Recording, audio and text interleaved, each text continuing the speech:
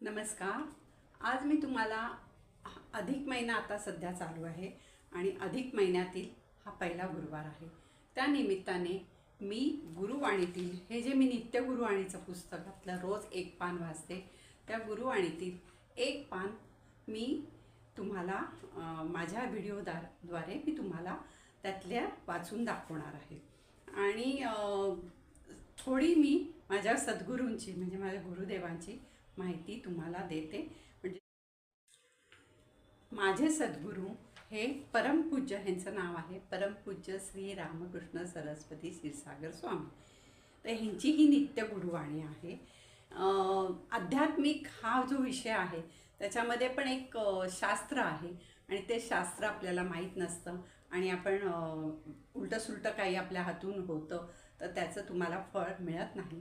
त्यामुळे ह्याच्यामध्ये सद्गुरूंनी अगदी पूर्णपणे शास्त्रोक्त माहिती सकट आपल्याला प्रत्येक विषयाची उकल करून दिलेली आहे.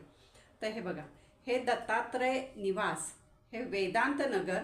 आता बऱ्याच मला माझ्या व्ह्युअर्सनी विचारलं होतं मागच्या व्हिडिओमध्ये की तुमचे सद्गुरू कोण आहेत, ते कुठे असतात, म्हणून मी ही पूर्ण माहिती देत आहे. हे बघा, दत्तात्रय निवास वेदांत नगर, मनमाड रोड, अहमदनगर येथे हे सद्गुरू, म्हणजे आता सद्गुरू नाही आहेत पण तिथे हे सद्गुरू होते. आणि तिथे आता दत्त मंदिर खूप छान उभारलेलं आहे आणि तिथे वेदविद्या हे चालतं. म्हणजे पूर्वी कसं गुरुकुल पद्धतीने म्हणजे गुरूंकडे शिकायला जायचे, 11 वर्ष 12 वर्ष जे काय असतील ते, त्या पद्धतीने मुलं 7 वर्षाची झाली, मुंज झाली मुलाची की त्या तिथे आणून सोडतात. खूप अगदी खेडेगावातनं मुलं येतात आणि तिथे त्यांना वेदविद्या शिकवली जाते. आणि त्या विद्येमध्ये म्हणजे त्या वेदाच्या ह्याच्यात पारंगत झालेले गुरुजी जे तयार होतात ते व्यवस्थित तुमची पूजा अर्चा हे पठण करतात आणि खूप छान पद्धतीने त्यांच्याकडनं तो अभ्यास करून घेतला जातो. पूर्वी जेव्हा सद्गुरू होते तेव्हा ते स्वतः 4 वाजता त्या मुलांकडनं सगळं पठण करून घ्यायचे. आता सद्गुरू नाही आहेत. तर हे सद्गुरूंची माहिती सांगते. त्याच्यामध्ये सद्गुरूंचा जन्म हा फाल्गुन शुद्ध तृतीये शके 1855 16 फेब्रुवारी 1934 रोजी नगर जिल्ह्यात पाननेर तालुक्यातील रायताळे या गावी झाला. वयाच्या अवघ्या 7व्या वर्षी त्यांना देवाचा साक्षात्कार झाला आणि त्रिकाल ज्ञान झाले. आपल्या जीवन कार्याची त्यांना कल्पना आली. म्हणजे आपल्याला काय कार्यासाठी आपला जन्म झाला याची त्यांना कल्पना आली. काही दिवसातच त्यांना भगवान श्री दत्तात्रयांनी गाणगापूरला स्वामी नृसिंह सरस्वतीच्या रूपात प्रगट होऊन त्यांना अनुग्रह दिला आणि साधना करण्यास सांगितले. त्यानंतर 25 वर्ष कठोर त्यांनी तपश्चर्या केली. त्यावेळेला त्यांनी सद्गुरूंनी सांगितलं की त्यांचे खूप हाल झाले, पण ह्यांची श्री नृसिंह सरस्वती ह्यांच्या देवाचीही आज्ञा झाली. त्यामुळे त्यांनी ते सगळं व्यवस्थित पार पाडलं आणि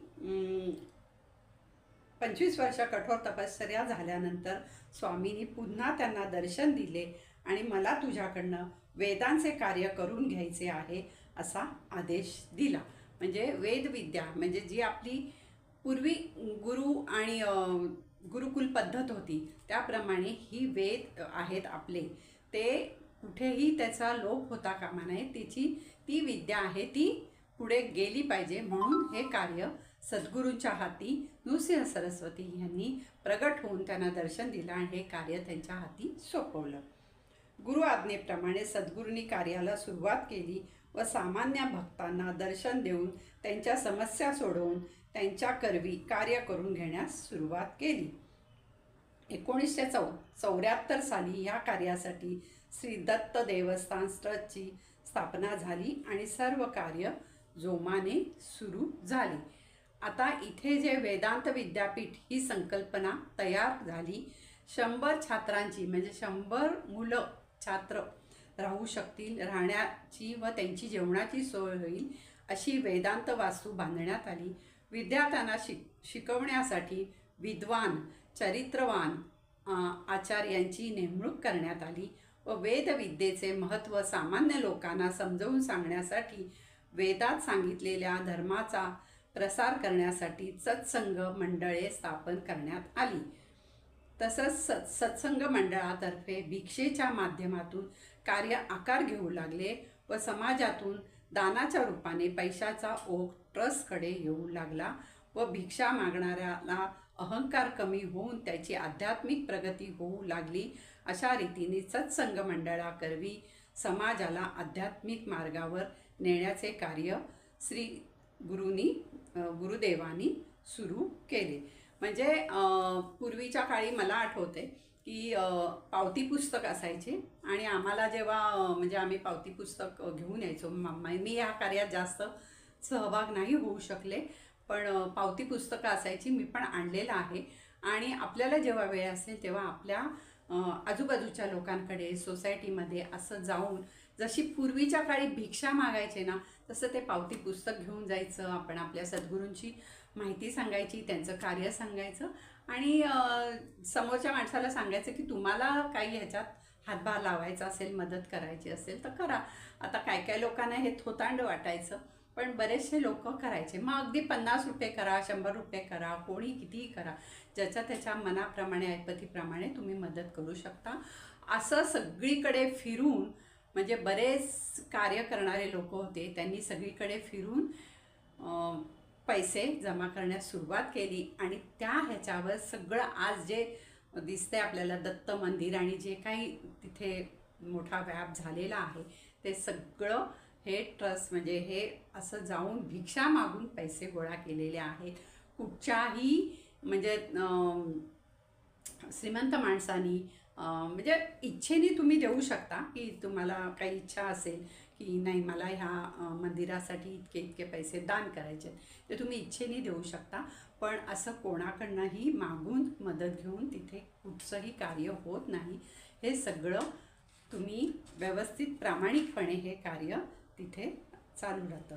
तसंच श्रावण वद्य 14 शके 1921 दिनांक 8 सप्टेंबर 1999 ह्या दिवशी सद्गुरूंनी आपला देह पंचतत्वात विलीन केला. परंतु त्यांची शक्ती आजही तेथे वास करून आहे व भक्तांकडून कार्य करून घेत आहे. श्री गुरुदेव. दिव्यत्वाची येथे प्रचिती, येथे कर माझे जुळती.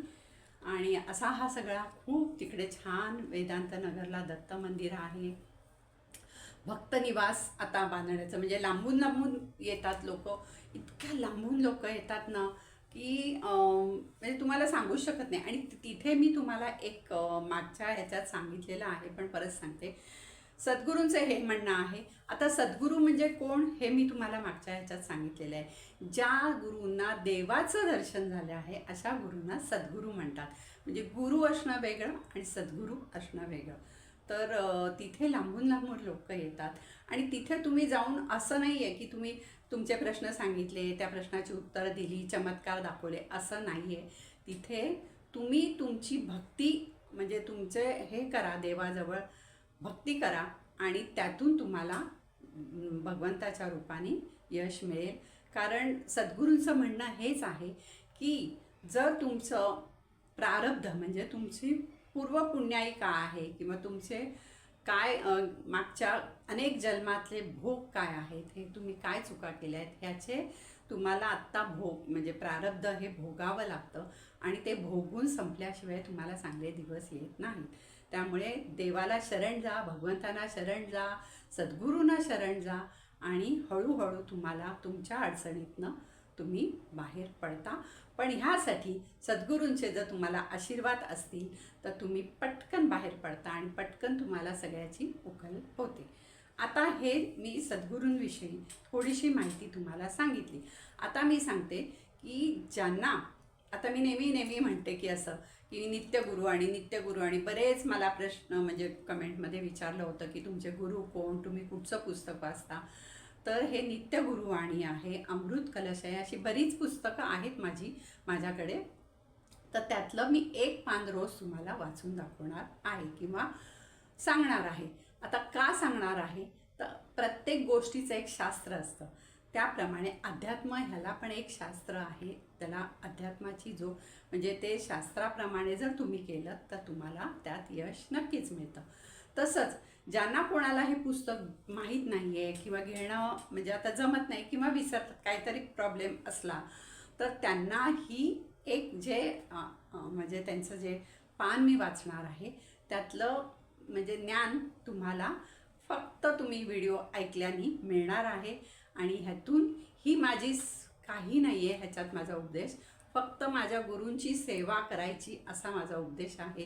आणि त्यांचे जे नित्यगुरुवाणीतले जे त्यांनी सांगितले आहे, आता सद्गुरूंनी सांगितले म्हणजे ही देवाचीच आज्ञा आहे. तर हे तुमच्यापर्यंत पोचावं आणि तुम्हालाही जर ह्यातनं काही म्हणजे चांगलं ज्ञान मिळालं किंवा अध्यात्माचं ज्ञान चांगलं मिळालं तर मला त्याच्यामध्ये खूप आनंद आहे की माझ्या सद्गुरूंची माझ्या गुरूंची मी काही हे प्रचार माझ्या हातून झाला म्हणजे चांगलं काम झाल्याबद्दल मला छान वाटेल. म्हणून मी हे तुम्हाला वाचून दाखवते म्हणजे दाखवणार आहे. आणि हे सगळं जे काही सांगणार आहे ते माझे विचार नाही आहेत, हे सद्गुरूंचे विचार आहेत. सद्गुरूंनी ह्यात लिहिलेलं आहे, ते फक्त मी तुमच्यापर्यंत पोचवणार आहे. आणि ते पण का पोचवणार आहे की खरं जे ज्ञान काय आहे हे प्रत्येकाला समजायला पाहिजे. काहीतरी कुठून तरी ऐकून अज्ञानाने तुम्ही काही करू नका. असं केल्याने उलट तुम्हाला त्याचा काहीही म्हणजे फायदा न होता तुम्हाला त्याचा तोटाच होईल. आणि तुमचं हे म्हणजे तुम्ही चूक केली याची शिक्षा पण होईल तुम्हाला. त्यामुळे ह्याच्यातलं वाक्य हे सद्गुरूंची वाणी आहे, सद्गुरूंनी सांगितलेलं आहे. आणि जेव्हा सद्गुरू होते तेव्हा मी जाऊन म्हणजे तिथे नगरला बरेच वेळा जाऊन त्यांची मी वाणी ऐकलेली आहे. त्यामुळे मला त्याची प्रचिती आहे आणि हे तुम्हाला सांगावं. हे आज मी तुम्हाला सगळं म्हणजे त्याचं का सांगते वगैरे हे सांगितलेलं आहे. नंतर मी तुम्हाला फक्त हे एक एक पान सांगणार आहे, वाचून दाखवणार आहे. तर आता आपण पहिलं हे वाचूया. आता सद्गुरूंचे विचार आहेत, हे नीट ऐका. ज्या ज्या वेळेला तुम्हाला वेळ असेल त्या वेळेला तुम्ही एवढा एक छोटासा व्हिडिओ असणार आहे, तुम्ही ऐका. तुमच्यामध्ये पण खूप फरक पडेल. हे बघा, आता सद्गुरू काय म्हणतात. आणि परत हे मी सांगते, हे सद्गुरूंचं ज्ञान आहे, माझं ज्ञान नाही आहे. मी तुम्हाला फक्त तुमच्यापर्यंत पोचवायचं काम करते. हॅलो, नमस्कार, मी अमरज्योती खेडकर. मी सद्गुरूंचे हे विचार तुमच्यापर्यंत पोचवण्यासाठी हा व्हिडिओ करत आहे. हे बघा, जेथे आपण काही शिकण्यासाठी जातो तेथे अगोदर अहंकार सोडावा. म्हणजे बरेच लोक काय करतात, शिकण्यासाठी जातात पण त्यांना स्वतःबद्दल अहंकार असतो, त्यामुळे अहंकार सोडावा लागतो. श्री गुरूंच्या जवळ येताना अगोदर अहंकार सोडा. आपण सामान्य आहोत असे समजून वागा, म्हणजे तुमच्या सर्व समस्या आपोआप सुटतील. म्हणजे स्वतःला सामान्य समजा. तुम्ही अहंकाराने कुठच्या गुरूंजवळ शिकायला गेलात ना तर ते ज्ञान तुम्हाला मिळणार नाही. तुम्ही अहंकार सोडा, आपण सामान्य आहे असं म्हणून वागा, तर तुमच्या समस्या हळूहळू आपोआप सुटायला लागतील. अहंकार हा मनुष्याचा सर्वात मोठा दोष आहे. मनुष्याला जेव्हा स्वतःच्या कर्तृत्वाचा अहंकार होतो तेव्हा तो काही केल्या लवकर जात नाही. रामदास स्वामी स्वतः समर्थ असून हातात झोळी घेऊन भिक्षा मागत होते. ते तसे करण्यास शिष्यांनाही सांगत होते. हे सर्व अहंकार कमी करण्यासाठी आहे. म्हणजे आपण कमी आहोत, समोरच्या माणसाला आपण आदवीने ह्यांनी हे केलं की आपला अहंकार कमी, आपण अहंकारी राहून प्रत्येक गोष्टीत चालत नाही. त्यामुळे आपण नेहमी कमीपणा घेऊन जर केलं तर प्रत्येक गोष्टीत आपल्याला यश मिळतं. आपले कर्तृत्व व यश ईश्वराकडे सोपवावे. म्हणजे आपण ईश्वरावर सोपवावं की जे काय आपण काम केलं, कर्तृत्व झालं, आपल्याला जर कशात यश मिळालं तर हे आपण ईश्वरावर सोपावा. असं म्हणू नये की हे मी केलं म्हणून झालं, असं नाही म्हणू. आपण म्हणावं की हे भगवंतानी मला दिलं, हे भगवंताची इच्छा होती आणि ईश्वरांनी आशीर्वाद दिले म्हणून ईश्वरामुळे माझं हे झालं, म्हणून ईश्वरावर सोपवावं. केवळ ईश्वर कृपेमुळे हे सर्व होऊ शकते असा भाव तुम्ही मनात ठेवला म्हणजे मनुष्य निरहंकारी होऊन लागतो व जसे जसे तुम्ही निरहंकारी होऊ लागता तसतसे देव तुमची काळजी अधिक घेतात. म्हणजे हे सगळं आपण ईश्वराला अर्पण केलं. ईश्वर बघा, आपण नेहमी पूजा केली, आपली पूजा म्हणजे तुम्ही देवपूजा तुम्ही प्रत्येकजण करत असाल, देवपूजा केलेली ते कृष्णा अर्पण असतो, आपण करतो म्हणजे कृष्णाला अर्पण करतो. म्हणजे हे सगळं जे काही मी केलं आहे हे सगळं मी देवाला कृष्णाला अर्पण केलेलं आहे आणि ह्याच्यात माझं काही चुकलं असेल तर क्षमा मागायची आणि जे काही अर्पण केलं आहे ते देवाला अर्पण करायचं. म्हणून सद्गुरूंनी सांगितले, चांगल्या गोष्टी कुठच्याही झाल्या तुमच्या आयुष्यात तर हे मी केलं, हे माझ्यामुळे झालं, असं बरेच लोकांची सवय असते असं की मी करायचं. तर ते हा मीपणा सोडून द्या आणि जे काही चांगल्या गोष्टी होतील किंवा जे काही तुमच्या आयुष्यात होतील ते सगळं देवाला अर्पण करा. आणि असं हे अर्पण केल्यामुळे देव तुमची काळजी घेईल आणि तुम्हाला प्रत्येक गोष्टीत हळूहळू का होईना यश मिळेल. पण यश हे पटकन मिळत नाही, कारण मी हे पुस्तक गेले 20-25 वर्ष वाचते, त्यामुळे मला प्रत्येक वेळेला ते पान वाचताना एक पान वाचताना मी नव्याने त्याच्यात वाचते. आणि यश असं पटकन मिळत नाही. प्रत्येकाचं प्रारब्ध आहे, आयुष्याचे भोग आहेत, गतजन्मीचे भोग आहेत, हे भोगून संपवावे लागतात. ते जेव्हा तुमचे भोग संपतील त्यावेळेला तुम्हाला यश नक्कीच मिळेल. श्री गुरुदेव दत्त. श्री रामकृष्ण गुरु माझे आई, मजला ठाव द्यावा पायी. दिगंबरा दिगंबरा श्रीपाद वल्लभ दिगंबरा.